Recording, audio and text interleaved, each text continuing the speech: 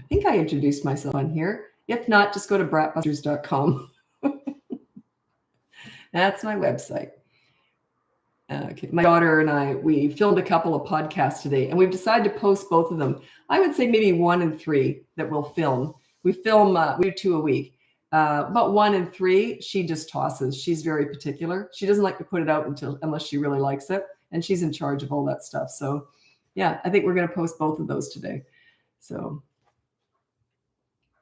okay, your perspective on leading the toddler has been very helpful. Thank you for your time. Excellent. I only give the advice. You're the ones who do it. So pat yourselves on the back. It's easy for me to sit here and tell you what to do, but you're the ones doing the hard work. So pat yourself on the back.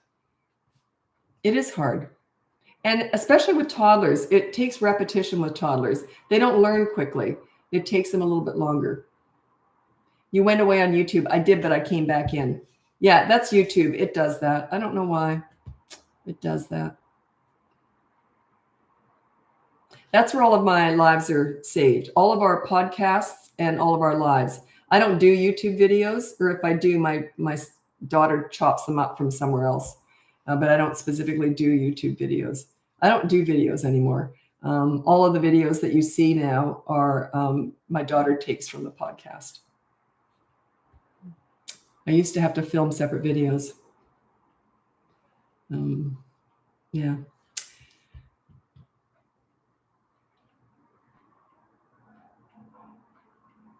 How to negotiate with teens, with teenagers. You say, here's what I want from you. And then you say, what do you want from me? So start small. Say, look, I want your dirty clothes in the hamper from now on. What do you want from me? Get the conversation going. They might come in with something like, I want you to get off my back. I would say, well, that's too big of an ask. I'm a nag. So I'd use humor. So yeah, start there. Yeah, I did come back. I don't know why YouTube does that. I don't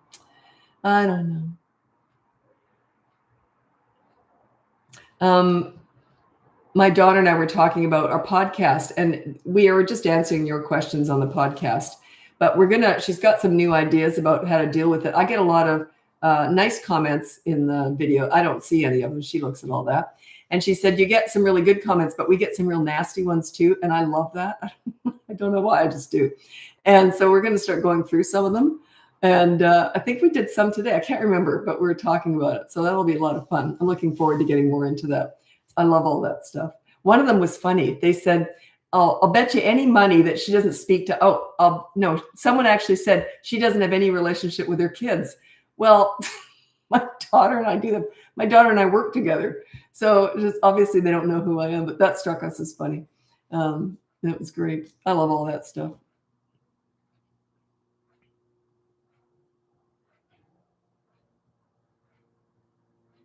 I used to do, when I first started doing lives, I used to get a lot of real nasty people. Evidently there were people who were also coaches and competition kind of stuff. And they'd come on my lives and say horrible stuff about me. And they were helping me grow my business because they would do horrible videos on their channel about me. And then the people would come over and check me out and they think, who is this woman? And then it was really funny because I was doing a live and they were helping me. Like I grew really fast on TikTok a couple of years ago. And a lot of it was my competitors, I guess. I don't know any of them, but evidently people told me they were doing duet videos criticizing me. Anyway, so one day I said on a live, I said, by the way, thanks for helping grow my audience to these people. And they stopped instantly. They stopped doing all that because they didn't realize what they were doing. I thought that's karma, right? I thought it was hilarious. Okay. Oh, my daughter's working. She works. Oh God, she works all the time. She's sending me more stuff to do. What time is it? Geez, almost 9 o'clock. Take a break, sweetie.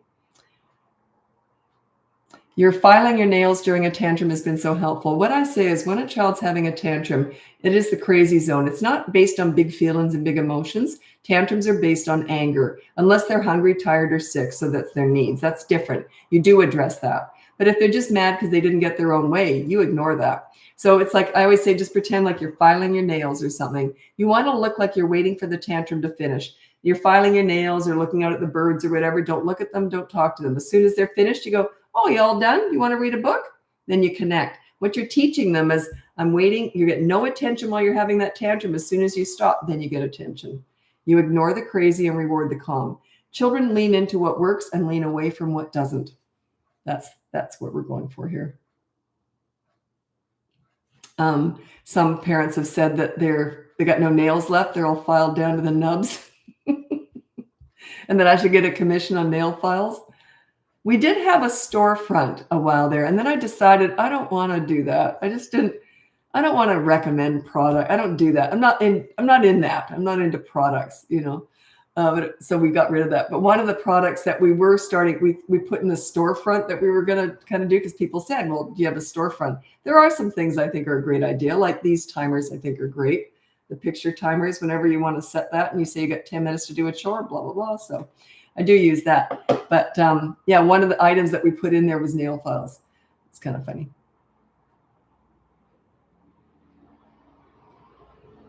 I think the thing is with business too, if anyone out there is running a business, don't spread yourself too thin. We're very busy. And we know where we are. We know what we're doing. We're here to give you information and to sell you information, but most of it's giving away. And we're here to help you. So, you don't spread yourself too thin in business, because then you can't focus on what you're really good at. And what we really are intent on is giving out good parenting advice for the best I know how. So, yeah, we're not in the business of selling nail files, in other words.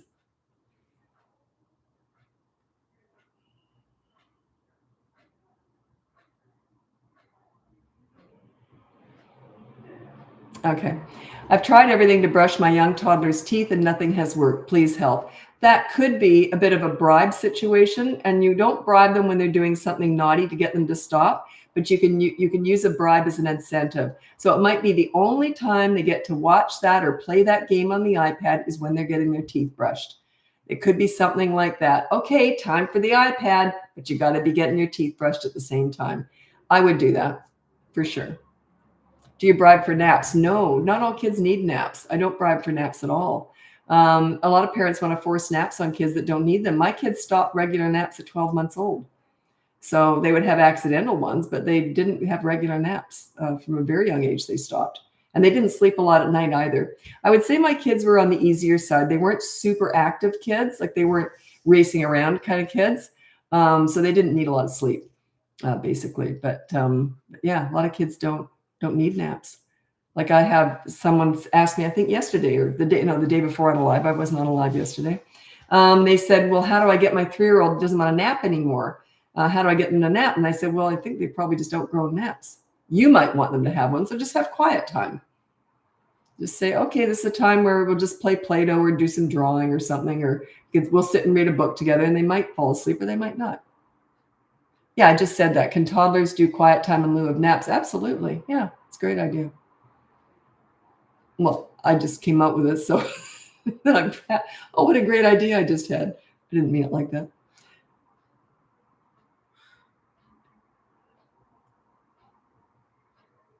Oh, I know a lot of people ask me about discipline, but really, if you've been watching me at all, discipline is just secondary. The most important thing I teach is how to connect with your kids. You want to be friends with your kids. Your number one rule is parenting, but you want to be friends. You want to have fun with your kids. I didn't want to raise obedient little soldiers. I wanted to raise independent thinking, fun kids who liked themselves and were respectful to themselves and others. I just wanted to raise nice kids, basically, that I could have fun with. And that's what I did. And but yeah, discipline it's secondary. You deal with bad behavior, but then you focus on the good kid. If you look at the pool story, if you just Google BratBusters pool story, it'll come up all over the place. And I just can't say it again. I've said it too many times. And it sort of explains my method. I deal with bad behavior, but I want kids to feel good about themselves. I focus on the good kid. I know how to make kids feel good about themselves. And then how do you think they treat me? If you make them feel good, they do good. If they feel good, they do good. If they feel bad, they do bad. So don't discuss bad behavior. You deal with it, but don't discuss it. That's the shaming and blaming and bullying stuff. You don't do that. You're just trying to make them feel bad. That's not how you get good behavior. You don't do that with anybody. How would you feel if you did something wrong and your spouse lectured you about it? Once you've already said, sorry, here, how about I make it up to you? And then they keep lecturing. They want to discuss it. You see, how would you feel? Just refrain. Do you have a daycare or teacher? No, I don't know anything about teaching or daycaring. I just teach parenting. They're very different roles. One's a business. I could never teach or anything. They're very different roles. And it doesn't interest me. I would never want to work with groups of kids. I like connecting one-on-one. Like when I was working with kids, they're usually kids who have behavioral issues. And I like mothering them sort of one-on-one stuff, the connecting, just one-on-one. More. I always felt like I mothered all the kids I worked with. And now I feel I'm mothering my clients, the parents, because I'm older than all of them now. And that's where I have a lot of maternal stuff I have to get out of my system. And thank God I got a granddaughter now too. And so I get to mother all my clients. I feel very maternal towards all my clients. When I first started my business about 20 years ago, I specialized in teen crisis work. And a lot of my clients were older than me. And I always kind of felt awkward giving them advice because it's so personal too, right? And because I remember I was like in my 40s and I'm talking to like people in their 60s. And oftentimes the dad and the mom would be crying if it's teen crisis work. And I always kind of felt like, and another thing you do, because they're I was so much younger. Now I'm older than all my clients.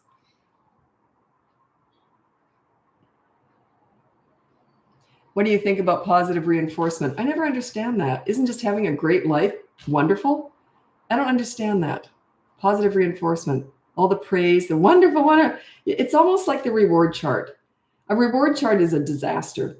A reward chart for good behavior, what you're saying to your child is you're normally rotten. If you should happen to be good, I'll give you a treat. The positive reinforcement, it's almost like, oh my God, I can't believe you're actually good. I just treat good kids as normal. And I'm connected, I'm having fun with them, I'm enjoying them. That is the positive reinforcement. I don't do a lot of well done, good. Because then it's like, well, can you imagine if you did something nice and your husband or your wife said, well done, you're so clever. It's patronizing almost. Well, what the heck was I normally?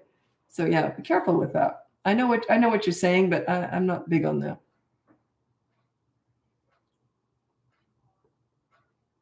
Okay, tips for working with 2-year-olds. Oh, I don't discuss working with 2-year-olds. I only discuss parenting.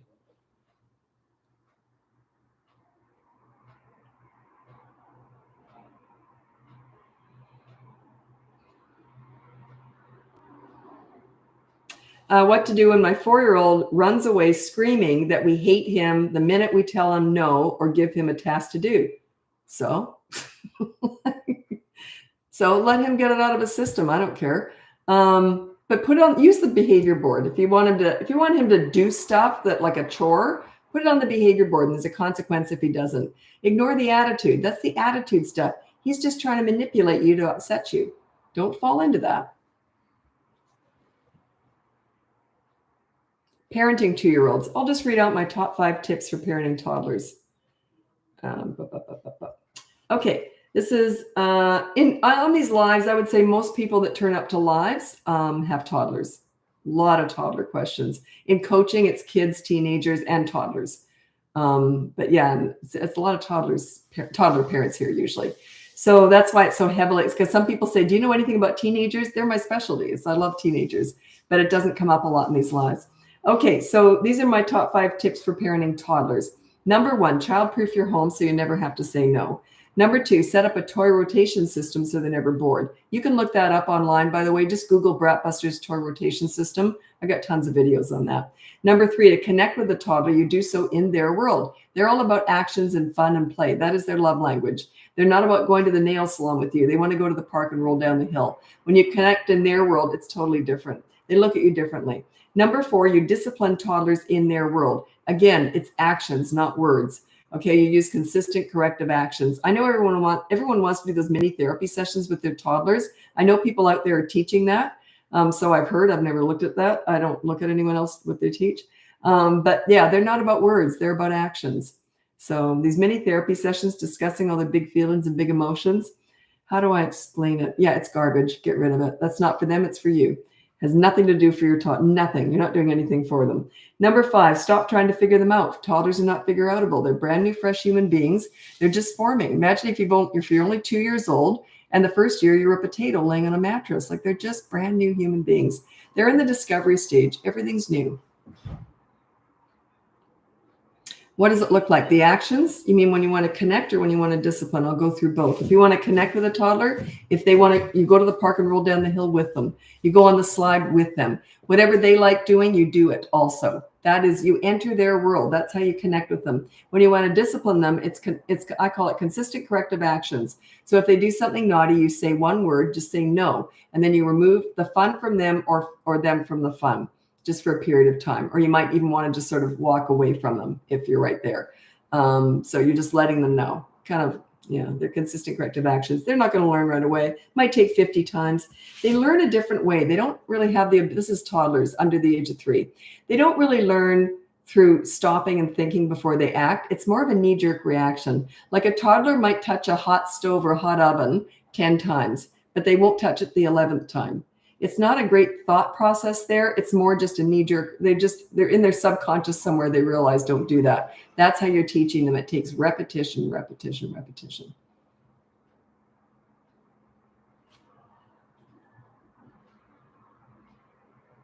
What do you do when you want to stay, oh, sugar, just a sec. Sorry, I got to go back to that. I started reading it and then it flipped ahead. What do you do? It was about a stay-at-home mom. You want to feel regenerized or something? Is that a word? Regenerized. Re-energized. And I got to find the question now. Regenerized. It's re-energized. So in other words, you're a stay-at-home mom and you want to feel re-energized. I was out a lot with kids. Even now, I'm looking after my granddaughter one day a week. We are out all the time. You get out, talk to other moms. We go to play groups and that and talking to other moms. I was at the gym every day with my kids when they were little, and they went in the daycare there. So they had their social life. I had mine. Just get out and find other moms. You know what's so dumb though, is I always say, God, I really need someone to talk to. What did we talk about? Nothing but our kids. So but you're still talking to adults. It's nice to have an adult conversation, right? So yeah, get out, get busy with them, join stuff. Go to the library even. Yeah.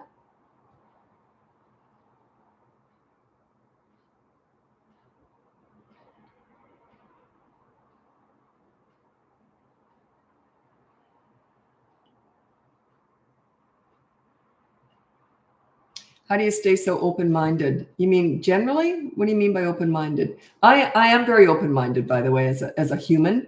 I have a sense of wonder in me. I wouldn't say I'm always looking to improve, but there's always something out there that I just like to be excited by new things. Got a lot of little kid in me, actually. Yeah,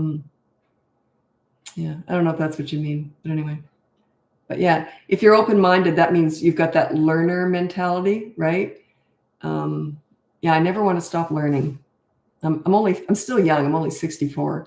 I got a lot to learn. And yeah. Do I have that list somewhere? No, I don't. Do I? No, just number 1, child-proof your home. Number 2, set up a toy rotation system. Number 3, connect in their world, which is all actions. It's all play. Number 4, discipline in their world. It's all actions. And number 5, stop trying to figure them out. It's for toddlers. You might be able to find it. Actually, if you Google anything I talk about, just type in BratBusters, top 5 tips for parenting toddlers. I'm sure it'll come up. I've got thousands of videos out there. I'm sure it'll come up. And also you can look at our podcast. My daughter and I do that together. I think she said we've now filmed 68 of them. It's quite new, actually. I think we started it in October or November last year. Anyway, so if you look that up, we have all sorts of topics. So you might want to look and see if I've got just a podcast just on toddlers.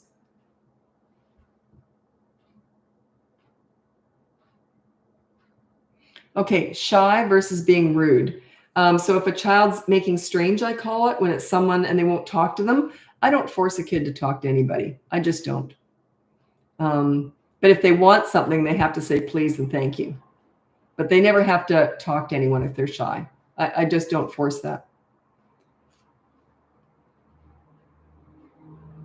You're asking me thoughts on Continuum concept by Jane someone. I don't know. I have never looked at I've never read a book on parenting. I've never looked up another parenting coach. I don't have any clue what anyone else out there is teaching. Everything I talk about, I invented through all my 50 years of working with, or just volunteering with kids, and then working in my business with parents.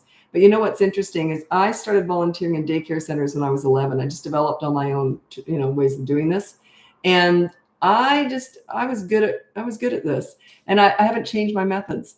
I knew how to get the best out of kids. I was 11. I was volunteering in daycare centers. What a weird kid, eh? I always needed to mother. It was just always in me. But I didn't just want to get good behavior out of kids. I wanted to have fun with them. I wanted to connect with them. I just find kids fascinating because we were all kids once. We all started there. If you can really understand kids, oftentimes it's easier to understand adults. We all started out as a kid. I can literally, if someone tells me about their kid who's 6 or 7, I can remember what I was thinking when I was that age because I've been studying this for so long. And I started figuring this out when I was 11. And I was young then, so I could remember it really well. But yeah, I just understand kids. I just get it. I know what they need. So anyway, I got to go. I'm tired. And I've still got a whole bunch of work to do tonight. Oh God, maybe another hour or so. Anyway, I got to get going. Thanks so much for joining me. My name's Lisa. I'm a parenting coach. If you look at my website, BratBusters.com, you can see my free behavior board, my courses. I've got 2 boot camp courses, one on toddlers, one on 3 to 12-year-olds. You can look up coaching. It just opened up again today. I was booked up solid for a couple months there, but it just opened up again today.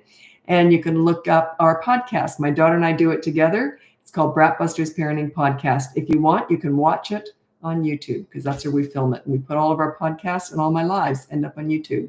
Okay, thanks so much for joining me and happy parenting. Thanks, Tabitha. Good night.